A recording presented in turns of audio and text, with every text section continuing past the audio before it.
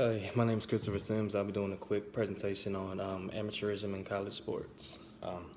Basically, recently there's been an influx, and it's been an ongoing or recurring event within college sports, just violations of amateur rules and bribery and so on and so forth. And when you think about it, you kind of just want to dig more into it and kind of figure out exactly what these things mean, bribery, amateurism, and get a better idea of what the problem is. So I decided to research this topic a little bit to get a better understanding of that. I'll start with a brief overview of what the NCAA is. Um, Essentially, it is the largest governing body of intercollegiate sport in the United States.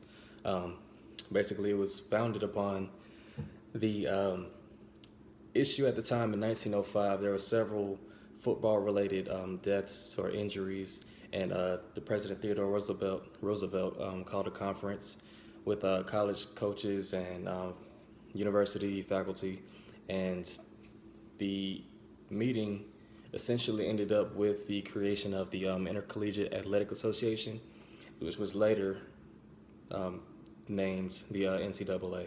And this organization is comprised of over 1,000 colleges and universities, and they divided it into three divisions: D1, D2, and D3.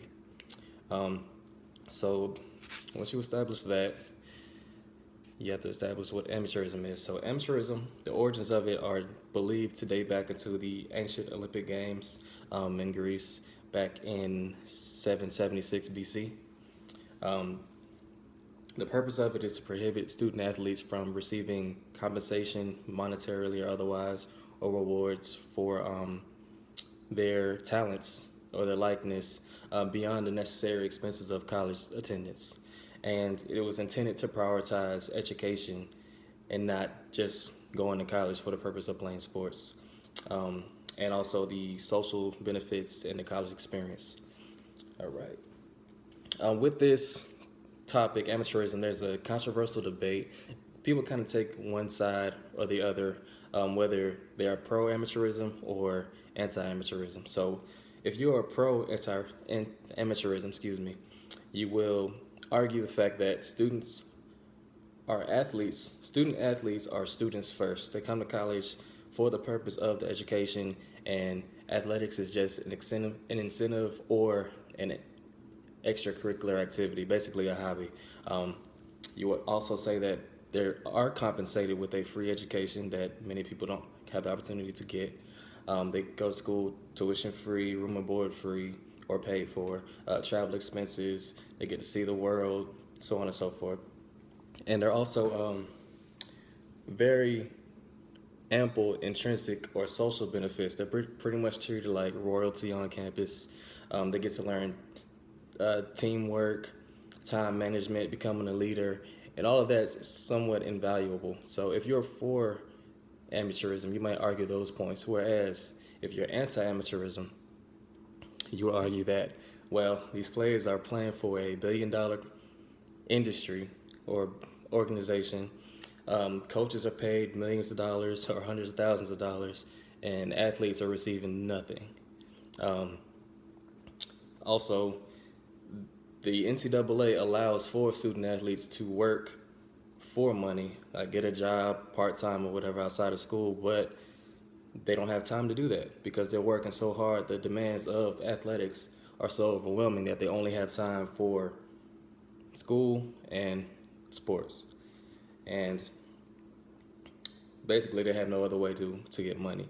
And they also may argue the fact that, okay, the NCAA wants to promote education so much, but when these players have to leave and skip class for a game, that's encouraged or permitted. So it kind of conflicting in some ways than another.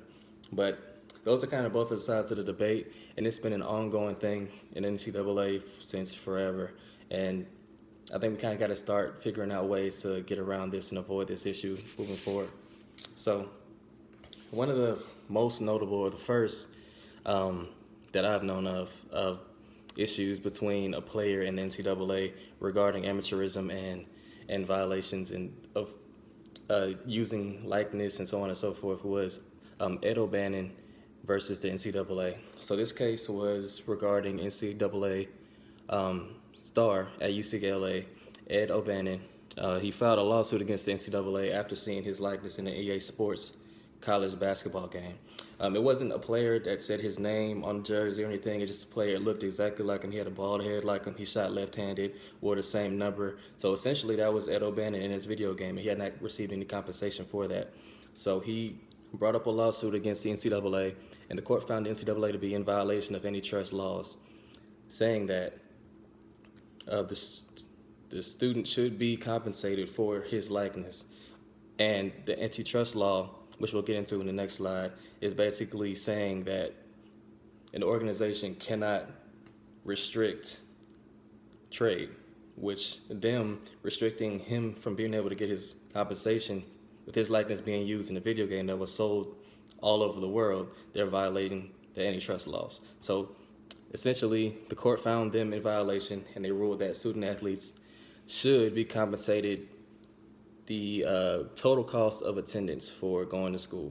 So I guess scholarships prior to that were just, I don't want to say minimal, but they took care of the essentials. And whereas if you look at cost of attendance, which is regulated or determined by financial aid, they have a total cost that they estimate to be for whichever institution's attendance. So now the NCAA is mandated to provide that to student athletes. So to get into the Sherman Antitrust Act, which we just briefly spoke about, it prohibits the domination of monopolies and restraint of trade. It was intended to promote and protect competition, and essentially just that. So like I was saying, how the NCAA, their rules were preventing Mr. O'Bannon from getting paid, because if he was, that violates his amateur rules. That found the amateur rules of the NCAA to be in conflict with the antitrust laws. So either he can get paid for his stuff or he can't. Or if he does accept money, then he can't play for the NCAA. So it's very conflicting, and he ended up somewhat winning his case.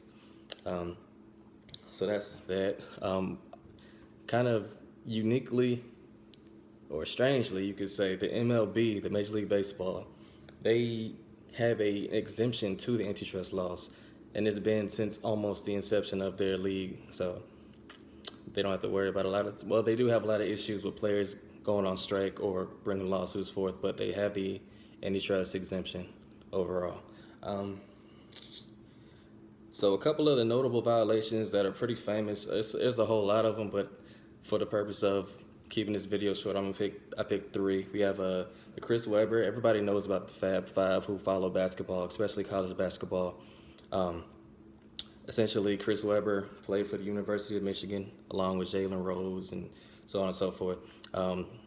He was found to accept money from an individual who gave Chris money with the intention of Chris repaying him once he got into the pros, or whatever his intentions were. But Chris's story, his side of the story, says that the guy wanted him to pay him money back when he became a pro and everything else. So what ended up happening with Chris was the NCAA vacated the 2 Final Four banners that he and his team received in the 2 years that he was at Michigan.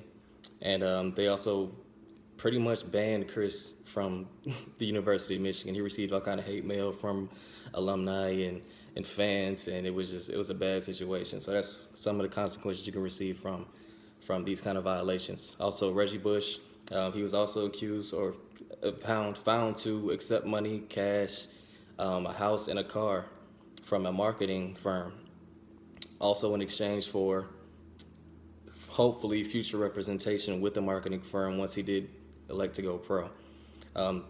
Got caught, of course. He always comes to the light, and he had to forfeit his Heisman Trophy, and he was also disassociated from the University of Southern California.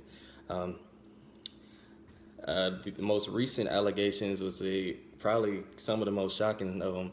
The FBI did an investigation and found several college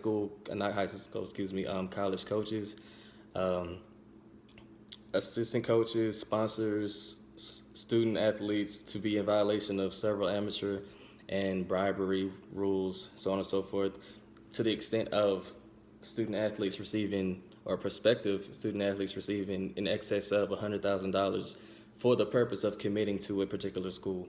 That's current events, rarely fresh. I have a video on that slide you can check out for more information on that. But these are some of the things that are going on, and these kids are essentially losing their scholarships, or they're decommitting from programs, and nobody's really benefiting from it in the long run.